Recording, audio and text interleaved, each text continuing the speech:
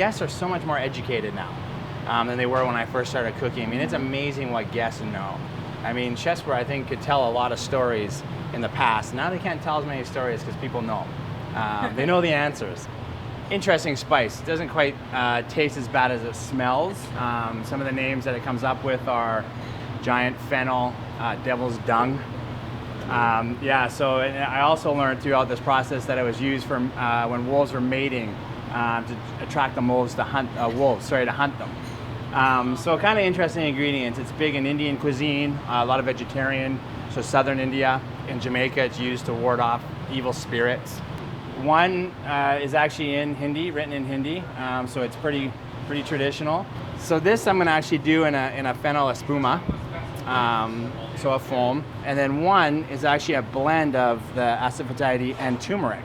Okay. And this one I'm going to do with braised potatoes. Like I say, that fennel, celery, salt, a little bit of garlic, almost like a steak spice, I think. So it kind of reminded me of a little bit. And this one, I think, got more of the urine.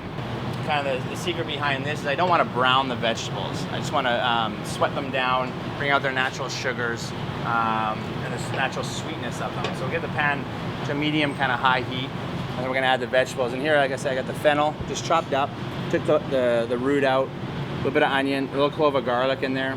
So you just smash the garlic? Just smash the garlic, because again, we're going to puree all this together in the end.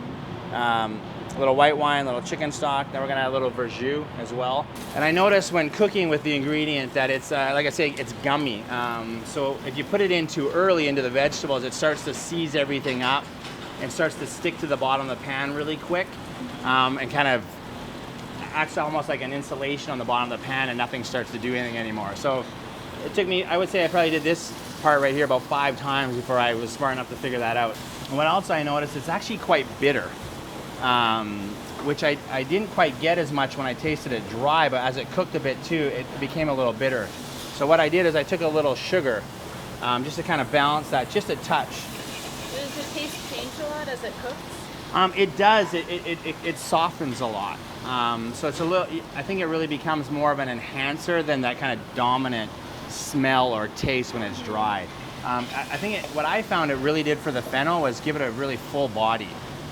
Foams were very popular, probably maybe it's 10 years now, time flies so fast, with Albuli, Ferran Adrian creating these foams, but I think they're really good for cooking at home, because you can do them ahead of time, you can put them in your ISI can, and you can kind of leave them. How many people have an ISI can at home? Nowadays, I wouldn't be surprised if it's more than we think, because you can get them pretty much anywhere now. I mean, Sur La Table, Williams-Sonoma, they'll sell all that for you. So I'm going to cook 3 of these.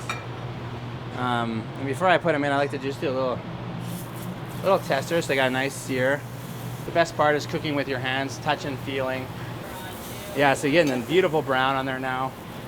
And again, that's just pure flavor. All right, so I think I'll plate on that side there. We're gonna put the scallops in the bowls.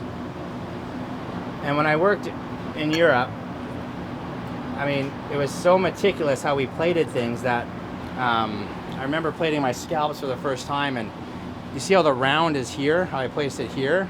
Well, if I would have put that on the inside of the bowl, I wasn't allowed to plate it anymore. So we have these beautiful potatoes. They're full of flavor now because they've been sitting in this great flavor. I've poked them, all the flavor is soaked right into the potato.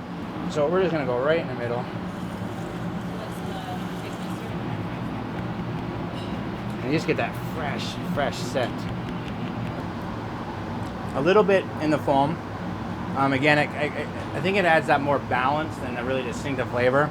And then the potato is where you get